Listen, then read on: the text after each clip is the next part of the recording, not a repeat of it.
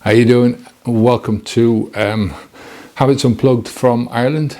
This is the first one that I'm recording in Ireland, apart from the blogs that we're doing over on Habits V2.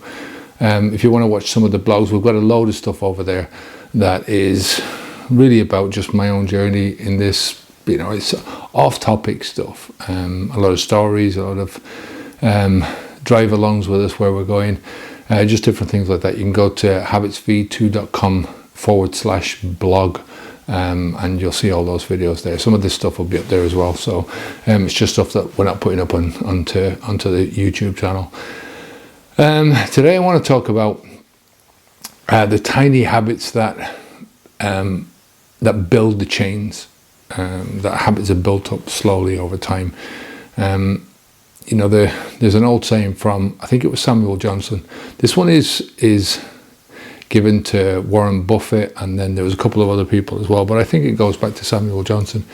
And it says that the chains of habit are too weak to be felt until they're too strong to be broken, right? And, you know, I think when you're talking about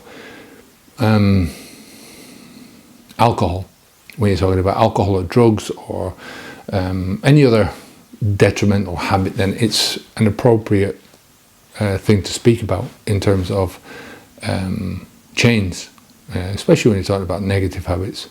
And it feels like that, you know. This is why people associate, you know, good habits, things that you do that make you progress through life,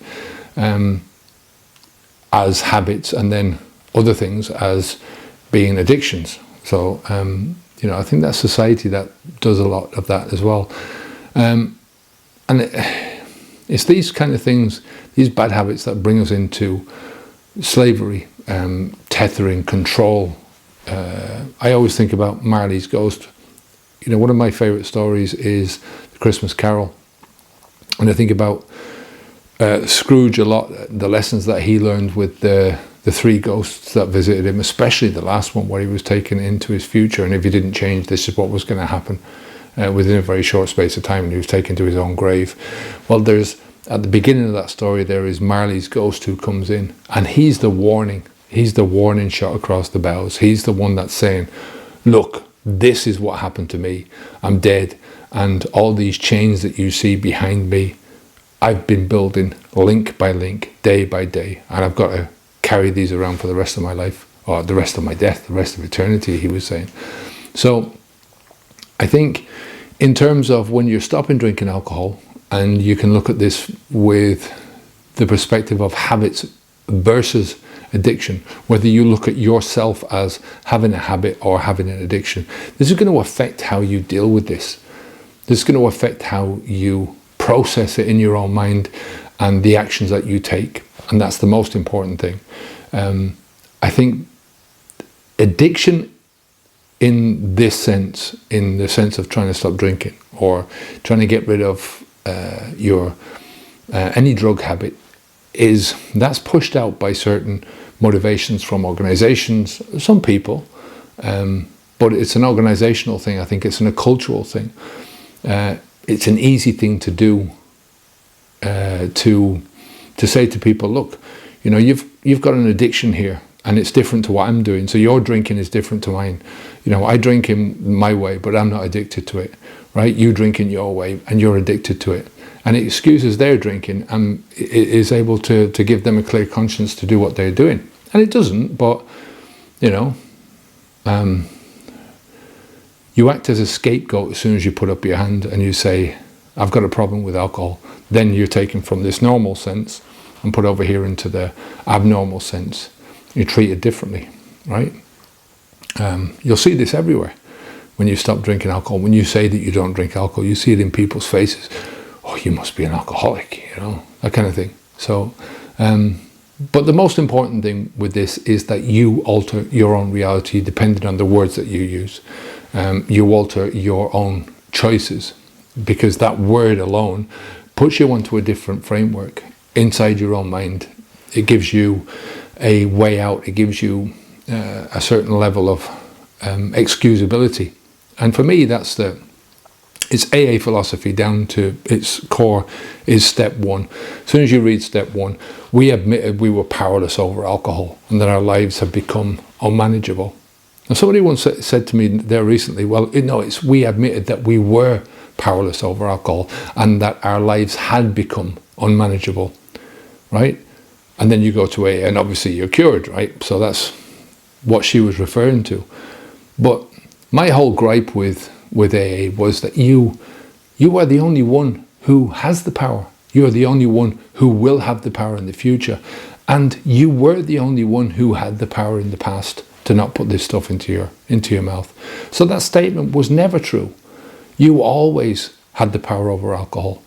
Now, that second statement of your life had become unmanageable, maybe that's the case, maybe your drinking has gone to a certain level that it's just created this unmanageability in your life, but it's nothing to do with the alcohol. That's because you are doing this to yourself. And as long as you don't take responsibility for that and you don't own that yourself, that you were the one putting the alcohol into your mouth, that the alcohol didn't force its way into your mouth, that nobody else forced the alcohol onto you, as long as you don't take that responsibility that you were the one that was in control over this, that you had all the power of this from the beginning, you're never going to get away from it. You're never going to get away from that thinking. You're always going to be in that mindset of, I need AA, I need this organization or this, I need to wrap myself up in this label because it's the only way that I know how to keep alcohol away from me. Whereas if you take responsibility from the beginning, you say, well, no, this is me, this is my fault. This was my bloody actions that were taking these, every time I took a drink, it was my bloody thinking. It was my mind that was doing it to me. Your own actions. So alcohol is part of the symptom, right? It's not the problem. We'll talk about that in the next video in a bit more detail. But today, Habits V2, you'll see it up here. That's our platform. Today, the V stands for voluntary, because it's your choice. Every drop that you put into your mouth is voluntary. There is never any force in it. There's no coercion. Only you and your mind and your emotions. And if you can get emotional control, if you can use your reason and your rationale to control your emotions, real emo control, you don't need alcohol.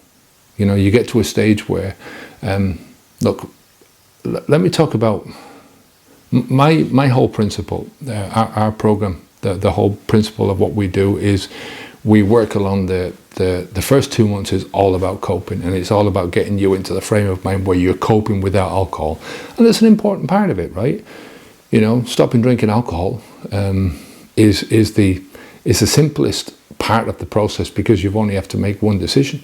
Right? You might have to make that decision over and over again, but you then need to put yourself into a position where you're controlling yourself, you're controlling your emotions. All drinking is emotional. Every drop of alcohol that you put into your mouth is coming from an emotional foundation, right? From the fear of peer pressure when you first started out drinking alcohol, and peer pressure keeps following you throughout your life, I've seen this in myself, I've seen this in other people, I've seen in all the people that I coach. There is a certain peer pressure, either from different points of view, right? It's not just peer pressure to get you drinking alcohol from a very straightforward, or you're a pussy if you don't drink alcohol, that kind of thing. But there's some very subtle aspects to this. There's also a fear associated with superiority. Right? There's you're losing a superiority in your life. You're losing a certain thing about yourself. That fine wine connoisseur type of thinking. Superiority complexes.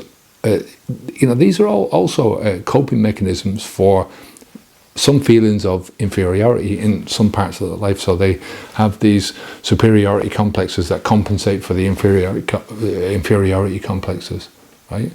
And this is your emotional core that we're talking about. Like I said, all alcohol is about that. All alcohol consumption is about an emotional. There's an emotional undertone to every part of it. So, I'm not ever going to tell you to how to stop drinking alcohol, right? That's a simple part of it. A 3-year-old can understand that. We keep saying that on this channel all the time, that it's not a complicated thing. So don't take that out of context.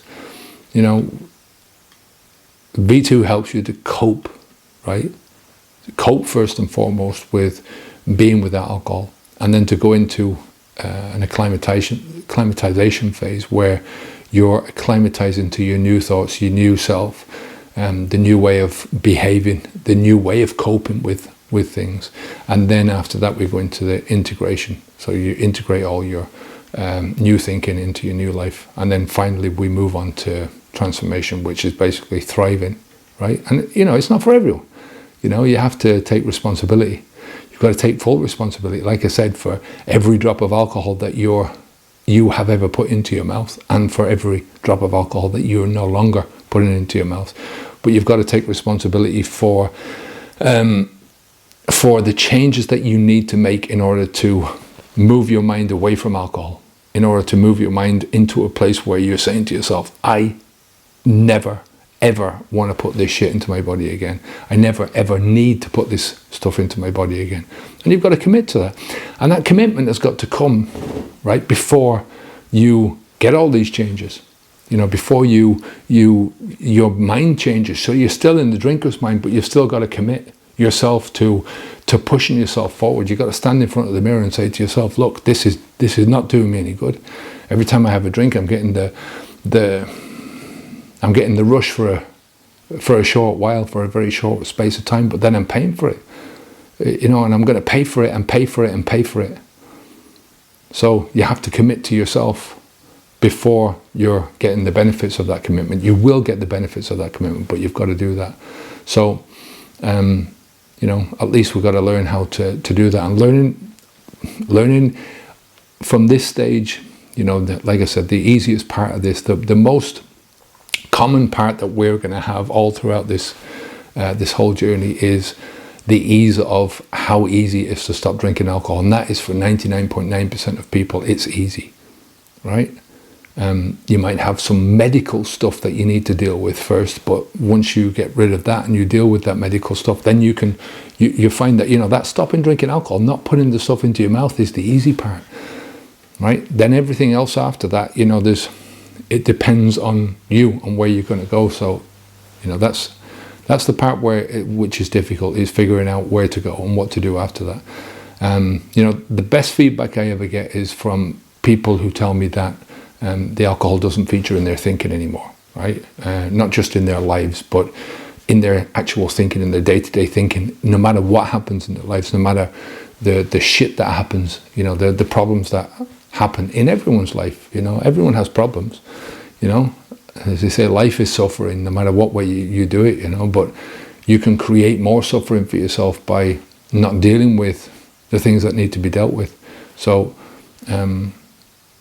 when you get to that stage where you can have some crap happen in your life and your mind is not even going to alcohol, it's not even thinking about it, that you know how to cope with things, that's when you really know that you've cracked the habit, right?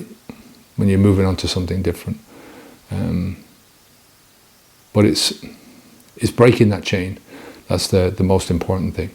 And it's not that alcohol doesn't pop up in your mind every so often, when you're and it mostly happens when you've got this fear of missing out, or you're in a situation where you haven't been in a while. I'm in Ireland now, and it doesn't happen to me that often, even in Ireland.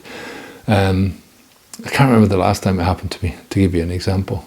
I suppose at a party with people that I hadn't seen in a long time, and they were drinking, and this thought popped into but it pops up just for a second, right?